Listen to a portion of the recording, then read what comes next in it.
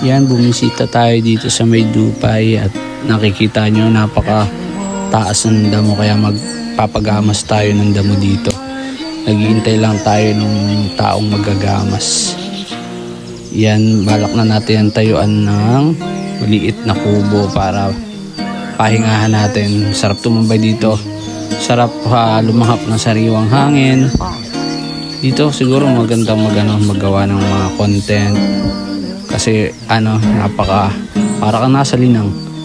Ito yung matatanaw mo sa harap pag naandun ka sa may lupa. Yan, ito makikita mo. Diba? O diba, wala kang makikita ang ano dyan. Para ka talagang nasa linang. Yan. Makikita mo din dyan bundok Banahaw. Yan. May malapit na ilog yung dito siguro. Susunod pwede tayong gumawa doon ng vlog tayo doon. Pwede tayong gumawa ng content doon. Hindi siguro mawawala yung ahas dito. Kahit nga nasa city may ahas eh. Minsan nga kasama mo pa yung ahas eh. Ahas ka na pala. Oh, I guess it's all that it could ever be. I wish I had a time machine that could make myself go back until the day I was born.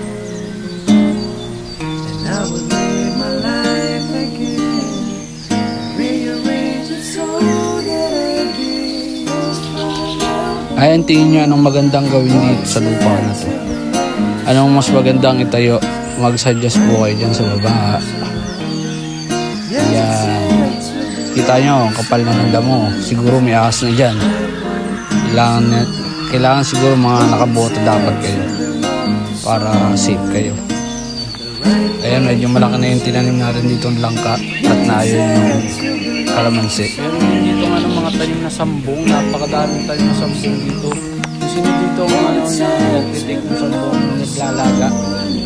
Napakaganda po ng mga benefits na pag ininom nyo yan, medyo hindi nyo magugustuhan yung lasa, yung iba, pero yung iba, nakasanayan na lang.